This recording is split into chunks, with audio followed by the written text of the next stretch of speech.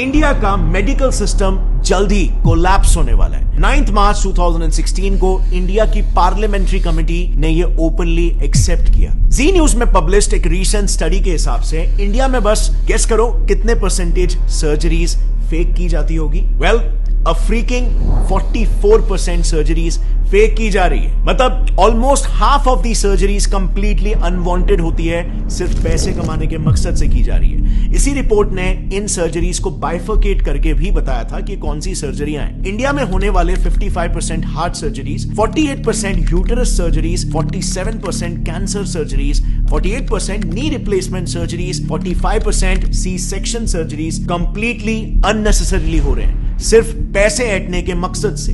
Reason सिर्फ और सिर्फ एक, कॉर्पोरेटाइजेशन ऑफ हॉस्पिटल्स, यानी कि हॉस्पिटल्स को भी कॉर्पोरेट कंपनीज की तरह टारगेट और प्रॉफिट सेंट्रिक बना देना। एक काफी इंटरेस्टिंग रिसर्च पेपर है जिसमें रिसर्चर्स ने महाराष्ट्र के टॉप हॉस्पिटल्स के 43 specialist doctors, senior government x officials और कॉर्पोरेट हॉस्पिटल्स के मैनेजर्स को तक इंटरव्यू किया, ताकि वो इन हॉस्पिटल्स में जो कंपनीज की तरह ही टारगेट बेस्ड स्ट्रक्चर चल रहा है उसे पब्लिकली एक्सपोज कर पाए।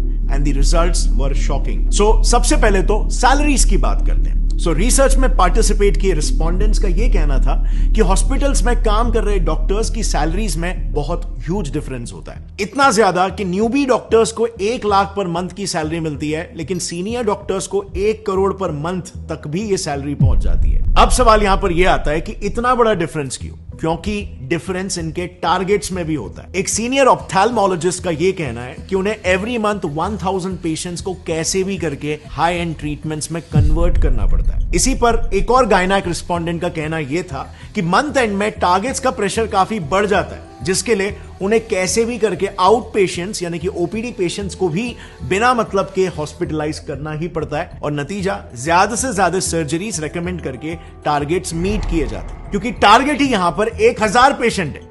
अब आप खुद ही सोचो, हर हॉस्पिटल में, हर डिपार्टमेंट, जैसे ऑप्थेल्मोलॉजी में ही ले लो, उसमें मिनिमम 5 से 6 डॉक्टर्स होते हैं और सबको सिमिलर टारगेट्स दिए जाते हैं। तो just imagine hospitals profit and our loss. And by the way, these targets are taken very seriously. उसी रिसर्च में कई सारे सीनियर डॉक्टर्स का यह कहना था कि अगर कोई डॉक्टर अपने टारगेट्स को लगातार 2 महीनों तक मिस करता है तो बिल्कुल कॉर्पोरेट्स जैसा ही उसको वर्बल वार्निंग मिल जाएगी या फिर एक मेमो दिया जाएगा, और उसके बाद भी अगर टारगेट्स मीट नहीं होते तो of course tata bye bye. So आप यहां पर देख सकते हो हॉस्पिटल इंडस्ट्री कैसे एक सर्विस इंडस्ट्री होनी चाहिए, जिसमें कस्टमर, पेशेंट टॉप प्रायोरिटी होना चाहिए, बट यहां पे प्रॉफिट टॉप प्रायोरिटी हो जा रहा है। और bye the way, in targets का ट्रैक भी हॉस्पिटल हायर्ड मैनेजमेंट प्रोफेशनल्स यानी कि एमबीएस, जो कि बड़े बड़े एमएनसीज में ऑपरेटिंग ऑफिसर्स, एग्जीक्यूटिव, सुपरवाइजर्स ऐसे काम करते हैं। ये लोग बकायदा डॉक्टर्स के इन टारगेट्स का ट्रैक रखते हैं, एंड ऑफ कोर्स यहां पर डॉक्टर्स भी उतने ही डेडिकेशन के साथ ये टारगेट्स को पूरा करते हैं, क्योंकि जैसे हमने देखा उनकी सैलरी बहुत ही हाई होती है। लेकिन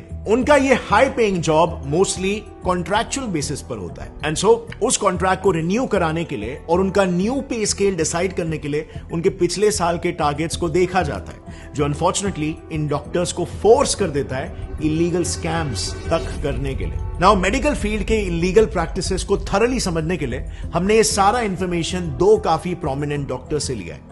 पहला है Padma Bhushan and Padma Vibhushan awardee doctor BM Hegde, जो उन्होंने एक आर्टिकल लिखा था, उस आर्टिकल का रेफरेंस है। और दूसरा रेफरेंस हमने लिया है एक बुक से called dissenting diagnosis by doctor Arun Gadre and doctor Abhay Shukla.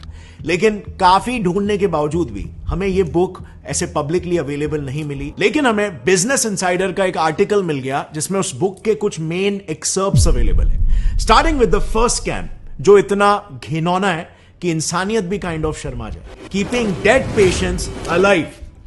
Times of India ने ऐसे कई सारे केसेस पर एक रिपोर्ट पब्लिश की है जिसमें डॉक्टर्स डेड पेशेंट्स को भी जिंदा बताकर उनके ट्रीटमेंट्स चालू रखते हैं, ताकि ज्यादा से ज्यादा पैसे बनाए जा सके, और फिर अंत में जाकर सच्चाई पब्लिक करते हैं। टीओआई में ही पब्लिश्ड एक केस में एक हॉस्पिटल ने पेरेंट्स को बिना बताए उनके 14 साल के ब्रेन डेड बच्चे को 1 महीने तक वेंटिलेटर पर रखा। 1 महीने तक जो बच्चा मर चुका था उसे जिंदा बताया गया और वेंटिलेटर पर रखा, खर्चा जनरेट किया, एंड बाद में हॉस्पिटल गिल्टी प्रूव भी हुआ, एंड उनकी फैमिली को 5 लाख रुपए कॉम्पेंसेशन के लिए दिए। अब 5 लाख रुपए मॉनेटरी कॉम्पेंसेशन तो हॉस्पिटल को देने पड़े, बट ये आप और मैं भी जानते हैं कि उस वक्त पेरेंट्स ने जब ये बात सुनी होगी, जब ये सच्चाई उन्हें पता चली होगी, तो उन पर क्या बीती होगी।